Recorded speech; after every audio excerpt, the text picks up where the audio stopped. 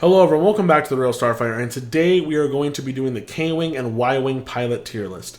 I chose to do the K-Wing and the Y-Wing together because in the Star Wars lore, they were made by the same company. This is the tier criteria I use for all my tier list videos. If you haven't seen this yet, go ahead and pause the video and read it quickly. Starting off in Tier 3, we have the Warden Squadron Pilot and the Gold Squadron Veteran. Now, I didn't want to put the Gray Squadron here because the Gold Squadron, it doesn't have the same versatility and reliability that the Gray Squadron does. When you put the dorsal turret on the Gold Squadron, you are leaving out the EPT slot. There hasn't really been a good EPT. Maybe now with Hopeful coming out, we're going to see a little bit more usage out of Gold Squadron Veteran. But as I've seen so far, Gold Squadron Veteran has just not been played as much because Gray Squadron gives you the same thing for cheaper, and you know what you're getting for when you pay for that. And then we have Warden Squadron Pilot. Warden Squadron Pilot is pretty good, but if you're going to play a K-Wing in the current way 2.0 is, you're playing it really for the effect of the named pilots. The K-Wing is great because it does have white actions for reload, which is normally a red action on most, including the Y-Wing. So to have that be a white action is really great because the ship is not getting stressed. But the K-Wing is just a really solid weapons platform, and the Warden Squadron Pilot's really great if you just want to bring a great munition boat into the dogfight.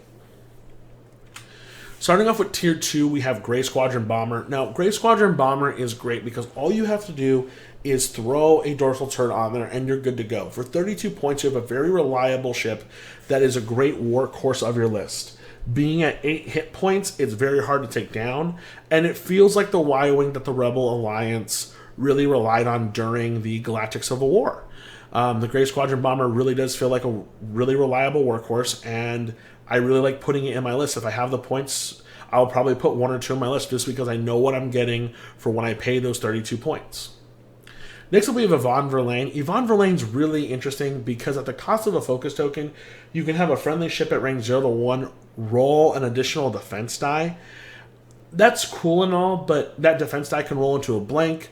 If you're helping out another Y-Wing, it's just okay because they can roll into another blank. You're making a 1 agility into a 2 agility. I think it's better on maybe X-Wings, or if you can keep up, maybe some A-Wings. Just giving that little extra boost is really great. But the other cool thing is that it does affect till the end of the round. So you could spend the focus and then just say, hey, I'm going to use it on Luke Skywalker. And every time Luke rolls out his dice, it's the entire round.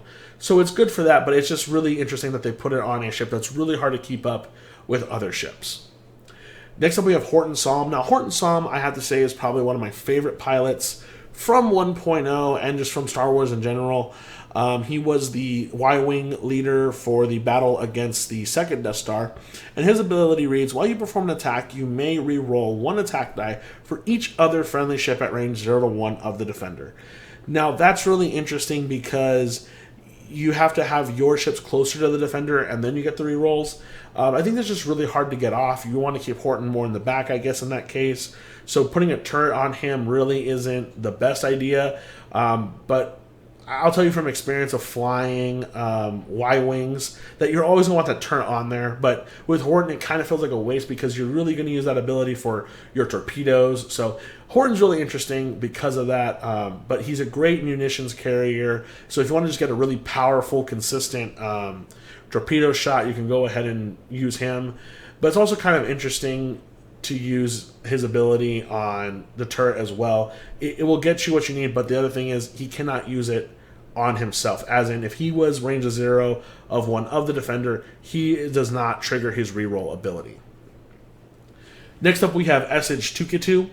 SH-2K2 is the greatest support ship I think the Rebels have because his ability reads, while a friendly ship at range 0 to 2 defends or performs an attack, it may spend your focus tokens as if that ship has them. Meaning that if you had someone like Garvin Drace, this is a really cool combo. If you haven't done this one, try it out. If Garvin Drace is range 0 to 2 of SH-2K2, he can spend his focus as if Garvin had it, which means SH just carries the focus tokens, Garvin spends the focus token and passes it back to SH, essentially making it an infinite focus token. So that's a really cool thing to do. And when you do it on attacking and defending, you're always giving that token back to Essage, making it infinite, and then getting the rest of the list access to that token at no cost other than to take the focus action with Essage. Now, what makes Essage kind of hard to put in a list is putting Perceptive Copilot on Essage makes him over 50 points. So that's over a quarter of your list is put into a support ship. Now, I think that's okay, but when you're only using the K-Wing as a support ship for focus tokens as opposed to carrying munitions, it could seem like a waste of a K-Wing in some cases. Because the K-Wing is a giant weapons platform, you want to put as much weapons as you can on there normally. But if you're going to use Essage as a support ship to carry focus tokens, it works just as well. Just know that you're not going to be probably putting great munitions on the K-Wing that is known to be on K-Wings.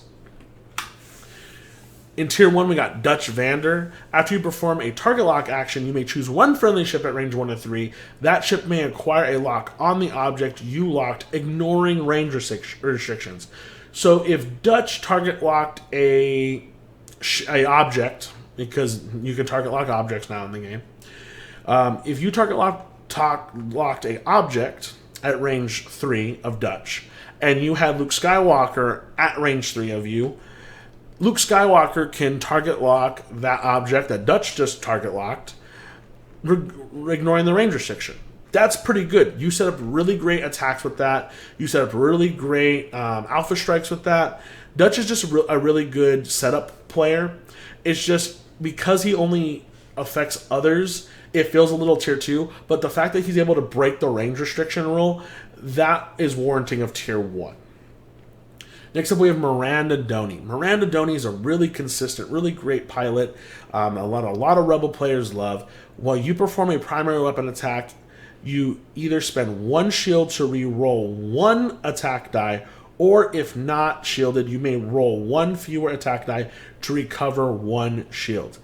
Now, I still think that ability is really good, even though it's been hit a little bit. You can only use it on your primary weapon. You cannot use it on your secondaries. But being able to turn that turret into a 3-dice turret is really good, especially for a good alpha strike. Or if you want to be like on the sides, you can just be on the outskirts of the battle, throwing in 3-dice attacks.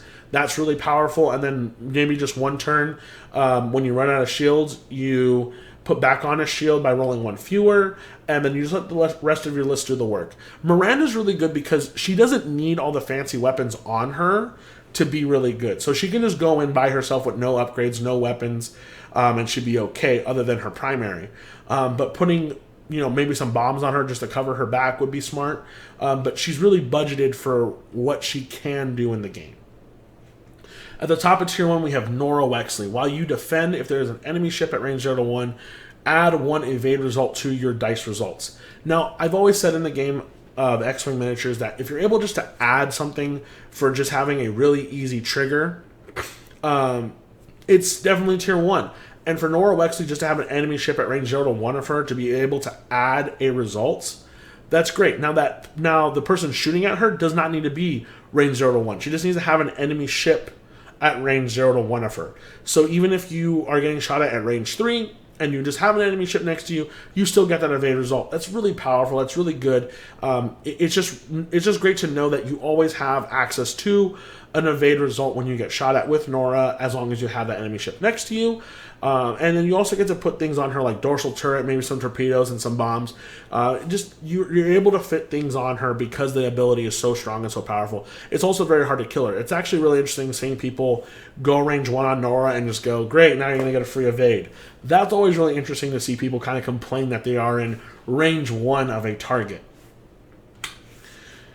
For Tier 0, we don't have any pilots, unfortunately. I think that there are some pilots that can definitely win you the game, such as Nora and Miranda, but nothing really screams at me that I can totally win the day all on my own, all by myself. None of them are really game-changing. In fact, a lot of these pilots got nerfed from 1.0, like Horton and Miranda. So it's just really hard to see like these ships kind of go away a little bit. I hope they come back soon. I hope we get like a newer K-Wing and maybe some new K-Wing pilots that put a little bit more life into the K-Wing. I really do like the K-Wing. It's a really cool ship. It's like the Star Wars version of a Batwing, I guess you can say. The Y-Wing is just a great ship. It's a great workhorse. And I really like that the Y-Wing generic is probably the most played Y-Wing in the game. Just that Gray Squadron bomber with the dorsal turret is so powerful and so consistent that people do really rely on it, and it does become a workhorse of the Rebellion. So here's just a quick recap. I kind of already spoke a little bit about the pilots. Again, I think the real MVP here is just the Gray Squadron Bomber just being the most consistent filler ship for the Rebel Alliance. SH-2 being a great support ship. Even though you're sacrificing a great number of munitions, you're still getting that consistency with the double focus with Perceptive Copilot on there.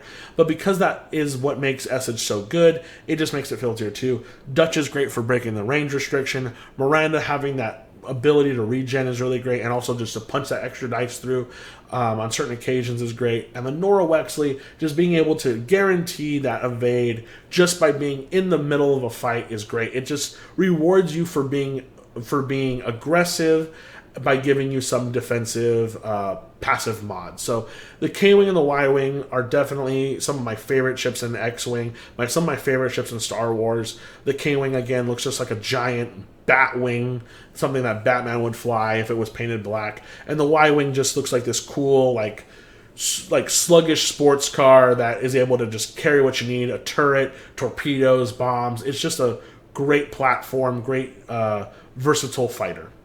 Thank you guys so much for watching. If this video helps you out, share it with a friend. Like this video, subscribe to the channel. This place crawls, and remember to always check your 6.